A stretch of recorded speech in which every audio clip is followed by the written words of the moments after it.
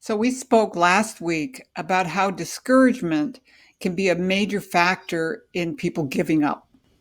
Hi, it's Lorna Rasmussen, and we're continuing this conversation from my office in Costa Rica. I'm so glad that you joined us. The one thing I want to share with you is that however discouraged you might be, know that it's natural. It's a natural part of our business cycle. And it's actually a natural part of life. When we take on new things, we tend to put ourselves in an uncomfortable position. And it's only by going through that discomfort that we can get out to a point where we feel comfortable. And that's called confidence. And so a lot of what we are going to talk about is how to build your confidence and build your confidence to take on those tasks and not give up. I want to use an example of my own example to illustrate what I mean by this.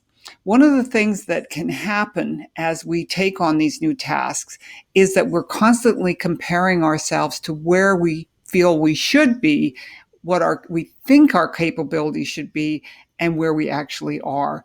And that's particularly challenging if you've been very successful in another field, you've done well in a job or in a career, and now you're taking on something completely new. This seemed like an easy thing to do. And in fact, a lot of people come into network marketing and direct sales not really fully understanding exactly what it takes. It is an easy business.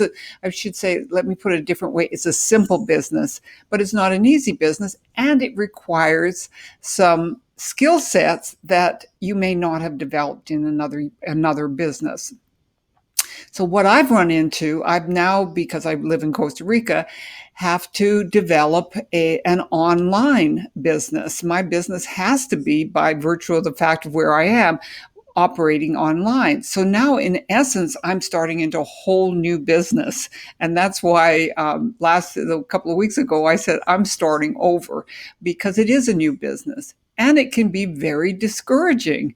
And in fact, I kind of ran up against that discouragement when I realized that I didn't have the skill set to actually do the online work. Now, you can either look at that and say, throw up your hands and go, okay, I just can't do this. It's more than I can handle. Or you can look at it as, what is it that I need? What skills do I need? What tools do I need to develop? In other words, become really analytical about why you're feeling discouraged. I would recommend that you create a journal for yourself and be writing down the things that you're learning. In direct sales, the exciting thing is that if you build a team, you're going to find other people with the same experience, going through the same experience that you're now going through. And when you figure out how to get through it, it actually gives you a gift that you can give to that person. You can help them through their discouragement because you learned how to get over it yourself. So that's just a small example of how important it is that you understand what you're going through, that you analyze it, and then you figure it out. Maybe you need to get some additional support from people. Reach out to the people around you, people who are part of your support team, people who are the person who sponsored you. If they can't help you, sometimes they're as new and as challenged as you are, then reach out to other people in your upline support.